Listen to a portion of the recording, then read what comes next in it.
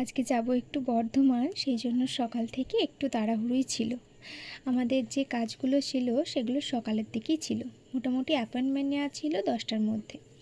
তবে এখন যে পরিমাণে রোদ উঠছে বা যে পরিমাণে প্রচণ্ড গরম, সেই পরিমাণে গরম থাকলে সকাল সকাল বেরিয়ে যাওয়াই ভালো, কারণ বেলা করলে শরীর খারাপ হতে পারে। আমি সকালের দিকে উঠে বাসি ঘরে মোটামুটি যা যা কাজ থাকে, ঝাঁট দিয়ে দেওয়া, গাছে জল দেওয়া, বাইরের দরজায় বা তুলসী মন্দির ধুয়ে দেওয়া, এগুলো করে নিয়ে ব্রাশ করে স্নান সেরেছিলাম। তারপর পুজো করে নিয়ে খেয়ে নিয়ে তারপর গিয়েছিলাম রান্নায়। আজকে তেমন কিছু একটা রান্না করিনি, কারণ এই গরমকালে মোটামুটি তেমন একটা কিছু রান্না কোনো দিনই হচ্ছে না। শুধু আজকে বর্ধমান যাচ্ছি বলে না, কেউ তেমন কিছু খেতেই চাইছে না।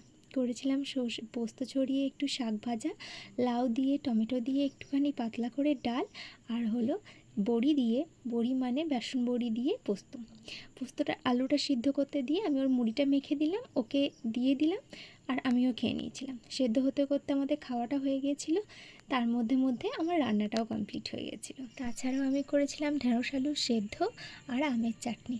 আমের চাটনিটা আমি করিনি, আমের চাটনি পাতলা করে অনেকটাখানি করে ফ্রিজে রাখা আছে, তার থেকে বেশ খানিকটা করে আমি বের করে গরম করে নিই। এই গরমের সিজনে না আমার ঢেঁড়স আলু সেদ্ধটা বা ভাতেটা ভীষণ ভালো লাগে। আমি শুধু ওটা দিয়ে পুরো ভাত খেয়ে নিতে পারি। জেনারেলি আমি এখন সেটাই করি। তারপর আবার স্নান সেরে মাথায় জল দিয়ে, যে পরিমাণে ঘেমে গিয়েছিলাম তাড়াহুড়ো করতে গিয়ে, মাথায় জল না দিলেই নয়। তারপর মাথাটা শুকিয়ে নিয়েছিলাম এই কারণে, কারণ হেলমেট পরে এতটা যাব তাহলে সর্দি গরমি হতে পারে। আর পুজো আমি সকালেই করে নিয়েছিলাম। সকালে পুজো করলে না খুব ভালো করে পুজোটা হয়। আর তাছাড়া এটা জ্যৈষ্ঠ মাস চলছে, প্রায় 3 বছর বাদ পড়েছে এমন একটা যোগ। এই পুরুষোত্তম যোগ প্রায় 3 বছর অন্তর অন্তর পড়ে।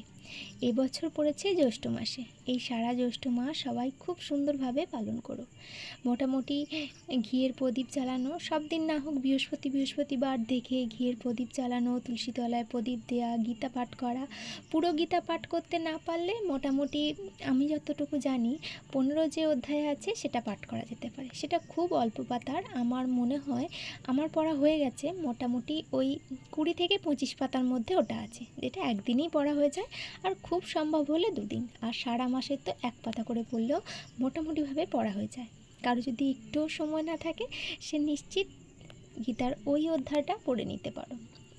এই জ্যৈষ্ঠ মাসে যা যা ভালো কর্ম করবে সেটা 10 গুণ আকারে ফিরে পাবে, আর যা যা খারাপ কর্ম করবে সেটাও 10 গুণ আকারে ফিরে আসবে।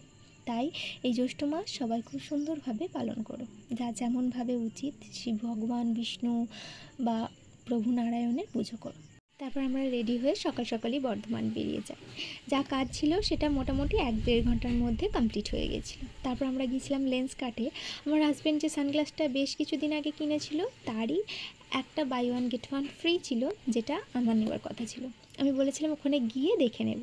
তবে আমি যেদিন গিয়েছিলাম সেদিন একটা খুব ভালো জিনিস যেটা হয়েছিল সেটা হলো, তার আগের দিনই অনেক রকমের ভ্যারাইটিস বা অনেক কালেকশন তার আগের দিনই নেমেছিল।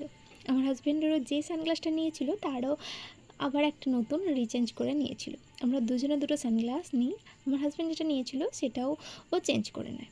তবে লেন্স কাটে একটা কি ভালো সুবিধা, ওরা না সব কিছু পরীক্ষা করে নিজের ফ্রেম কত কি না হবে পুরোপুরিভাবে দেখে তারপরেই সাজেস্ট করে। তবে আমার যাওয়া থেকে এই সানগ্লাসটাই পছন্দ হয়েছিল, আর আমার হাজব্যান্ডের ওটা। ব্যাস, দুজনের দুটো নিয়ে আমরা চললাম দিদির বাড়ি। সারাটা দিন দিদির বাড়িতে কাটিয়েছিলাম, আর আমার হাজব্যান্ড দিদির বাড়িতে ভাত খেয়ে বেরিয়ে গেছিলো অফিসের জন্য। রাত্রে আবার কিছু কাজ ছিল আমাদের দুজনের, সেসব কমপ্লিট করে রাত ফিরতে ফিরতে আমাদের প্রায় 11টা বেজে গেছিলো। তারপর আমরা বাড়ি ফিরলাম। তোমরা সবাই খুব ভালো থেকো, সুস্থ থেকো আর সাবধানে থেকো।